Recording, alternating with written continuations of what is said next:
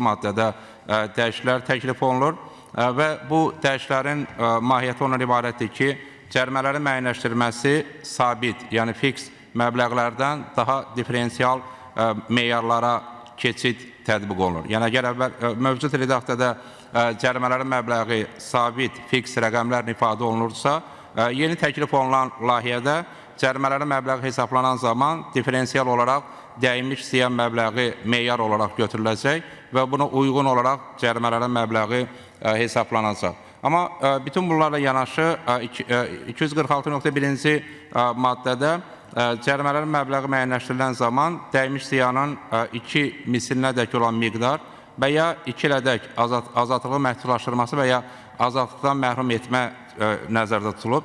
Mən təklif edərdim ki, burada xüsusən nəzərə alsaq ki, artıq fiks və sabit rəqəmlərdən istifadə olunmayacaq. Bir tərəfdən daha məqsədə uyğun olardı ki, burada məbləğlə bağlı minimum müəyyənləşsin. Məsələn, mövcud versiyanı nəzərə alsaq, daha məqsədə uyğun olardı ki, məhz təklif olan redaksiyada 4000 manatdan az olmamaq şərti ilə dəymiş ziyanın 2 mislindən az olmamaq və 3 mislindən çox olmamaq şərti ilə cərimə məbləği müəyyənləşdirsin.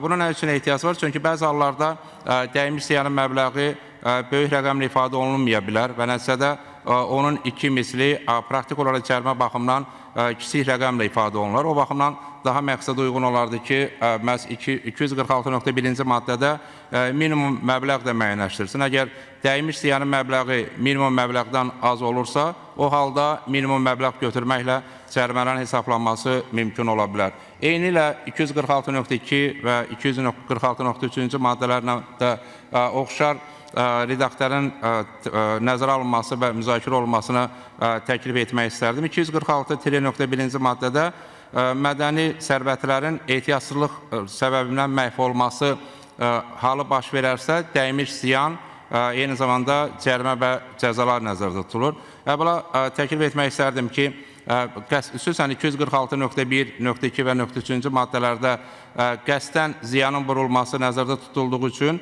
burada yeni bir maddənin əlavə olunması məqsədə uyğun olardı. O baxımdan mən təklif etmək istərdim ki, 246.1 və 246.2 maddələri nəzərə alınsın. 246.1-də ehtiyatsızlıq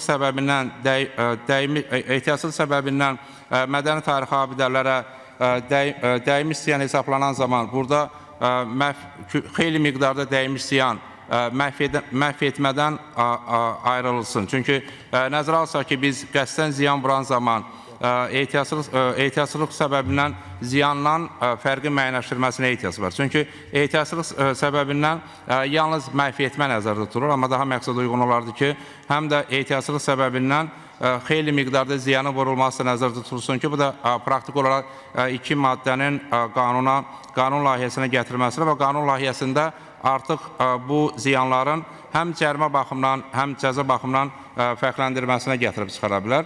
O baxımdan eyni zamanda cərimələr müəyyənləşdirilən zaman nəzərə alsaq ki, qəsdən ziyan vurulan halda ziyanın 2 misli, ehtiyatsızlıq səbəbindən məhv etmə zamanı da ziyanın 2 misli həcmində, miqdarında cərimə tətbiq olunur. Məncə, bunlar da fərqləndirməli, çünki